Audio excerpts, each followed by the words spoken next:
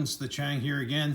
Wanted to finally get around to doing a final review on the Sig P365. I know there's a bunch out there, but I wanted to give you my thoughts since this has become my everyday carry gun, which replaced a Glock 43. I have a bit over 3,000 rounds through this just myself, and then I would say maybe 1,000 rounds through it from people borrowing it at the range.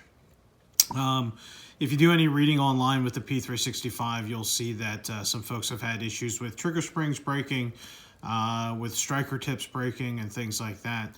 So I just wanted to let everybody know, at least with my experience on this, is one of the older model guns, not one of the May, June 2018 manufacturer guns that are being sold right now. This is a little bit earlier than that. I personally have not had any issues. Now, that being said, just like with anything on the internet, you know, someone reports something that has gone wrong with their firearm, and there's two camps. One camp says that all those guns are terrible, and they have no experience with those guns, and then there are the folks that are in the camp that, oh, I own it and it hasn't happened to me, so that problem doesn't exist. Well, guess what? It's something in between. I am absolutely sure that folks have had issues with this gun. It's been well documented that folks have had striker tips break and trigger springs break. I personally have not had that happen to me. However, that does not mean that has not happened to other folks. Now, with people who've gotten later model guns, we can actually feel when you dry press it, instead of this snap that you'll hear, and I'll demo this in a second. It's just going to make sure that my gun is clear. I do my chamber, my breech face, magazine well, chamber, breech face, magazine well. All right.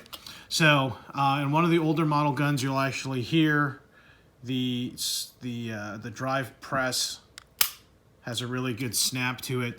The newer model guns that are being sold right now, evidently they've done some modifications to the springs to increase reliability, and they hit with a little bit more of a dull thud versus that clear snap. Firing process wise, they are the same, and trigger feel wise, they do feel a little less distinct. So modern ones, not modern, but up to date 365s, you're going to feel that the trigger is a little bit mushier. There's not as distinct of a wall per se after we work with the take up here. So a couple of thoughts reliability wise. I carry this gun every day now. So I'm not worried about the reliability. In terms of finish, you can see some of the finish is starting to wear off on some of these spots where there is a lot of wear here. You'll see a wear mark here.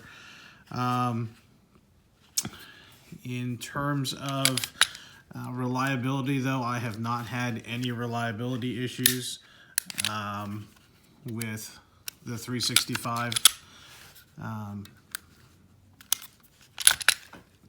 Here, as I struggle to break this down. In terms of internal wear, nothing much here. You see these parts right here. I actually ended up polishing these just to get them to slide around a little bit easier, make them easier to clean. They had already started to wear, especially right in this area. And again, that is just purely from use. You'll see here, bottom of the barrel, I've got a little bit of wear right there, some wear in through here. I polished the feed ramp, but you'll see some wear across the top, and then right here where the hood and of the chamber here meets the top of the slide. All of those things are pretty normal or pretty indicative of firearm that gets plenty of use. It is a tool. It's not something I plan to put on the shelf. My other complaint, I don't know if it's a complaint, but it's just a thing for me. Swapping the magazine release was actually I would say pretty frustrating. You do have to get that little plastic piece out, and that was a chore.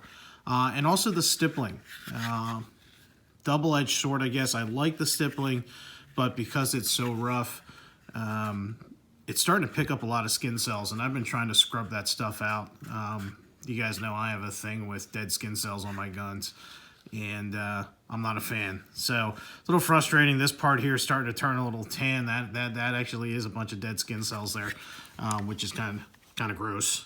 But those are all minor complaints. In terms of functionality and things like that, there are no issues that I personally have had with this firearm. So would I recommend this for everyday carry? Absolutely. Would I recommend folks maybe change out the striker? I've been a little spooked by how many people are complaining about the striker thing, even though it hasn't happened to me. So Lightning Strike actually makes a steel striker here to replace the MIM striker. So this will be the subject of a different video where I do a replacement, and then I put this striker through its paces to see if there are any issues with it. I don't foresee a solid steel part having issues like that MIM part that's actually used in the 365. But other than that, after over 3,000 rounds, I can say that I'm extremely happy with this firearm. I am going to trust my life to it, and that's why I do carry it on a daily basis. If you are on the fence about purchasing these, I would say go ahead and buy one, especially if it's one of the newer model manufactured that's being brought to market now. And if you have an older model, I would highly suggest, just for peace of mind, even if the striker thing hasn't happened to you, purchasing one of these steel strikers and popping that in just for a little bit of peace of mind. Other than that, that's pretty much it for the 3,000 round review. If you have any questions, feel free to message me. If you like this video, please subscribe to our channel and hit the bell so you get notifications that we've uploaded other videos. Thank you very much. Everybody be safe, and we'll see you out on the range.